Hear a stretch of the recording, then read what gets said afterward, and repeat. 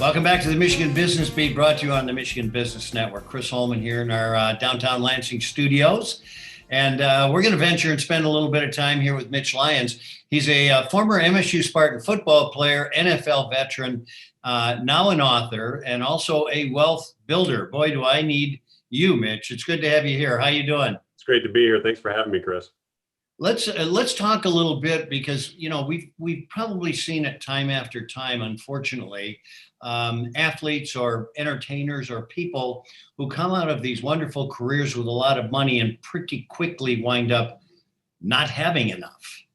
So walk us through kind of your career a little bit and your experience along those lines. Yeah, you're absolutely right. I saw a lot of that. I played 4 years in the NFL, 7 years in the NFL, but 4 in Atlanta. I was drafted by Atlanta.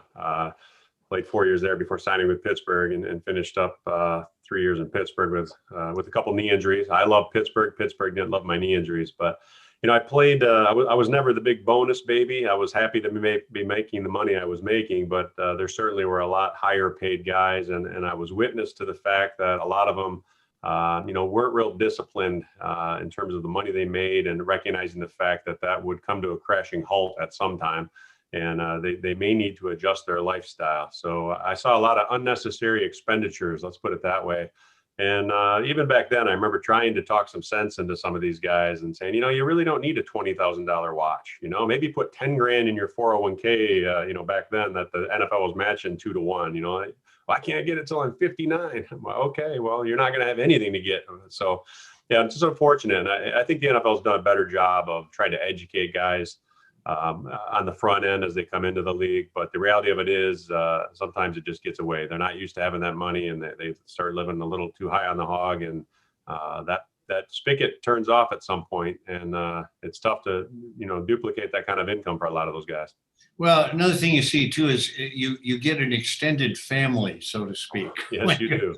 When you have a lot of money and they all have an entrepreneurial idea. Yeah, and it's not just when Super Bowl tickets come around. It's anytime anybody needs anything, you see a lot of that. So it's sad in a lot of respects. I've got a lot of old teammates that aren't in great financial shape, and it's unfortunate because they could have been with the proper direction and discipline. Yeah. Well, Mitch, you're a Michigan boy. As a matter of fact, you played your high school ball here. I did. Forest Hills Northern in Grand Rapids. All right. And then came to MSU, which was obviously a great opportunity for you. And I know you've been on the board at MSU as well. And so you've stayed to help your alumni. Yeah, I served on the MSU board for 8 years, 2011 through the end of 2018. So that was an honor, and got an opportunity to give back a little bit there in terms of time, and certainly had our interesting times there the last couple of years with the Nassar scandal and whatnot. But overall, it was a good experience. That obviously was not a good experience for anybody. Well, those are also things that build your toolbox, so to speak. So now you've written a book. Tell me a little bit about that. Yeah, so I wrote a book called Retirement of Steel, and that kind of came about twofold. Number one, I was trying to really take my practice to a pre-pandemic virtual type of practice where I was doing more with Zoom calls and whatnot, and not necessarily having to have people come in the office and whatnot. And obviously, when the pandemic hit, that kind of expedited that for everybody in the industry. So in some respects, I was a little bit ahead of the curve there, which I'm thankful for. But along with that, I was doing some marketing and rebranding of my business. And part of that was writing a book. And as luck would have it, or unluckiness would have it, a pandemic hits and you find yourself with a lot of extra time. So I kind of fast tracked that and started really putting pen to paper and putting some thoughts down on paper in terms of trying to express my thoughts on wealth preservation and growth for people. And, kind of tying it in a little bit, obviously, with the title to my past as a Steeler as well, but trying to create a retirement of steel that my clients can count on. Well, I think given your background too, this is a pretty pragmatic approach. It's not an unachievable one. So it's a little bit of at a time, and the compounding factors and all those kinds of things.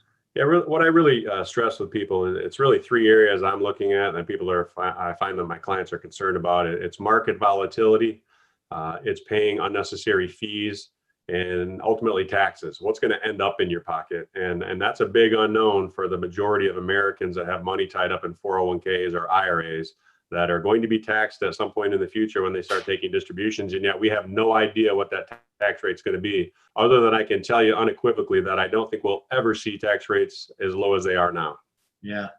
Well, interest rates as well. So there's a lot of opportunity out there.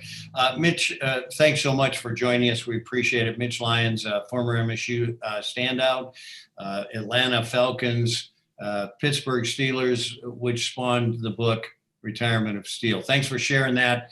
Continued good luck, and thanks for giving us time today. Thanks a lot. Appreciate it, Chris.